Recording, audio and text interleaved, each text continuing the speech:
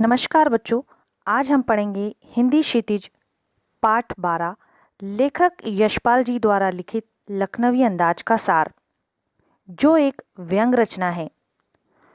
यूँ तो यशपाल जी ने लखनवी अंदाज व्यंग यह साबित करने के लिए लिखा था कि बिना कथ्य के कहानी नहीं लिखी जा सकती, परंतु एक स्वतंत्र रचना के रूप में इस रचना को पढ़ा जा सकता है। यशपाल जी ने उस सामंती वर्ग पर कटाक्ष किया है जो वास्तविकता से बेखबर एक बनावटी जीवन जीने का आदी है। मतलब उस वर्ग से जो बनावटी जीवन जीता है, दिखावा करता है। लखनवी अंदाज रचना शुरू होती है लेखक के एक छोटे से सफर से। लेखक को पास में ही कहीं जाना था। लेखक ने यह सोचकर सेकंड क्लास की टिकट ले ली थी कि उसमें भीड़ कम होती है। वे आराम से खिड़की से प्राकृतिक दृश्य देखते हुए किसी नई कहानी के बारे में सोच सकेंगे।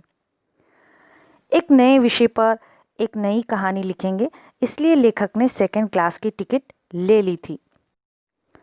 पैसेंजर ट्रेन चलने को थी। लेखक दौड़कर एक डिब्बे में चढ़े, परंतु जैसा उन्होंने सोचा था वैसा उन्हें डिब्बा खाली नहीं मिला। डिब्बे में पहले से ही एक बर्थ पर लखनऊ की नवाबी नस्ल के एक सज्जन पालथी मारे बैठे थे। उनके सामने 2 ताजे चिकने खीरे तौलिए पर रखे थे। लेखक का अचानक से डिब्बे में चढ़ना उन सज्जन को अच्छा नहीं लगा।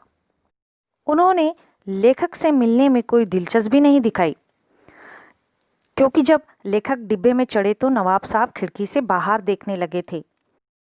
लेखक को लगा शायद नवाब साहब ने सेकंड क्लास का टिकट इसलिए लिया है ताकि वे अकेले सफ़र कर सकें, परंतु अब उन्हें ये बिल्कुल अच्छा नहीं लग रहा था कि कोई सफ़ेद पोश उन्हें मंझले दर्जे में सफ़र करता देखे। उन्होंने शायद खीरा भी अकेले सफ़र में वक्त काटने के लिए ख़रीदा होगा। लेकिन लेखक के डिब्बे में चढ़ने पर वे सोच में पड़ गए कि अब किसी सफ़ेद पोश के सामने खीरा कैसे खाएं। नवाब साहब लगातार खिड़की से बाहर देख रहे थे। लेखक भी कनखियों से उन्हें देखते रहे। अचानक से नवाब साहब ने लेखक को संबोधित करते हुए खीरा खाने को कहा, परंतु लेखक ने शुक्रिया कहते हुए मना कर दिया।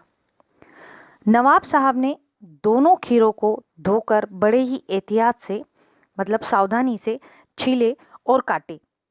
काटकर फाकों को करीने से तौलिए पर सजाते गए। फाकों पर जीरा, नमक, मिर्च बुरबुरा कर एक बार फिर लेखक से खाने को कहा, किंतु वे एक बार मना कर चुके थे। इसलिए आत्मसम्मान बनाए रखने के लिए लेखक ने पेट खराब होने का बहाना बना दिया। लेखक ने मन ही मन में सोचा कि मियाँ रईस बनते हैं, लेकिन लोगों की नज़रों से बच सकने के ख्याल से अपनी असलियत पर उतर आए हैं। लेखक उन्हें कनखियों से देखते रहे। नवाब साहब खीरे की एक फाक को उठाकर होठों तक ले गए, उसको सूंघा।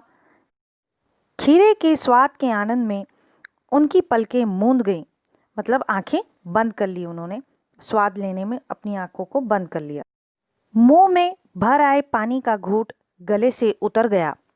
तब नवाब साहब ने फाक को खिड़की से बाहर फेंक दिया। इसी तरह से उन्होंने एक एक करके सभी फाकों को सूंघा और खिड़की से बाहर फेंक दिया। सभी फाकों को फेंककर उन्होंने तौलिए से हाथ और होठों को पोंछ लिया और बड़े ही गर्व से लेखक की ओर देखा, मानो कह रहे हों कि यह होता है खानदानी रईसों का तरीका, और इस नायाब इस्तेमाल से थक कर लेट गए। लेखक ने सोचा कि खीरा इस्तेमाल करने से क्या पेट भर सकता है। तभी नवाब साहब ने डकार ले ली और बोले, खीरा होता है लजीज, पर पेट पर बोझ डाल देता है।